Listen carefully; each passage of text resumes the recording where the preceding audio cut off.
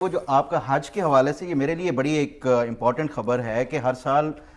پاکستان درخواست کرتا تھا کہ جو ہمارا سعودی عرب سے کہ کوٹا بڑھا دیا جائے. اس دفعہ ایسا کیا ہوا ہے کہ ہمارا جو کوٹا پورا ہونا تو دور کی بات ہے کہ ہماری سیٹیں بچ گئی ہیں؟ یہ بڑا ہی افسوسناک پہلو اس لحاظ سے ہے کہ پاکستان جو مطلب ایک نظریے کی آئیڈیالوجی کی بنیاد پہ ہم نے بنایا ملک، اور اس میں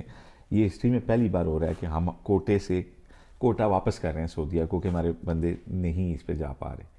تو اس کی بنیاد تو آپ کی انفلیشن کے ساتھ جڑی ہے. جو آپ کا سرکاری حج اسکیم تھی اس کے اوپر بھی آپ کی بڑا ہی پور رسپانس رہا، اور آپ نے ڈیٹیں ایکسٹینڈ کر کے بندے پورے کیے، لیکن اینڈ آف دی ڈے یہ ہوا کہ 5,600 کے قریب درخواستیں اس پہ زیادہ ہو گئیں کوٹے پہ. 25,000 کا کوٹا ہم نے وہ رکھا تھا جو اسپانسرشپ اسکیم کا تھا. اسپانسرشپ اسکیم یہ تھی کہ جو پیسے باہر سے آئیں گے ڈائریکٹ ڈالرز میں، وہ بندے بغیر کسی قرعہ اندازی کے اس میں ان کو فیسیلیٹیٹ کیا جائے گا. تو اس 25,000 کے کوٹے میں صرف 4,000 درخواستیں ہیں.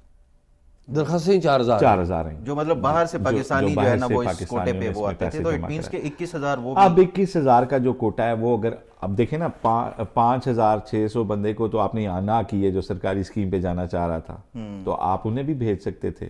لیکن آپ نے سعودیہ کو ادائیگی کرنی ہوتی ہے ڈالرز میں. اور حکومت پاکستان یہ سمجھتی ہے کہ اگر اس 21 یا 25,000 میں سے 4,000 کے تو آگے ڈالرز، 21,000 کے ڈالر ہمارے پاس نہیں ہے دینے کے لیے. یہ پاکستانی اربوں روپے بنتے ہیں، اس وجہ سے آپ بیسیکلی ڈالر کی وجہ سے واپس کر رہے ہیں. لیکن میرے لیے ایک حیرت کی بات ہے کہ پاکستان جیسا ملک جو جہاں سے مطلب کہ حج پہ جانے کے لیے کئی گنا زیادہ بھی درخواستیں آتی رہی ہیں ماضی میں، اس میں پہلی دفعہ یہ ہو رہا ہے کہ نہ صرف یہ کہ وہ درخواستیں اس میں ہم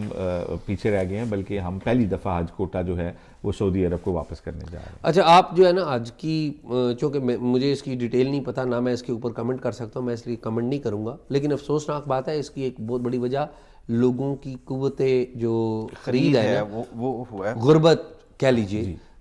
برے معاشی حالات کہہ لیجئے، وہ ہے.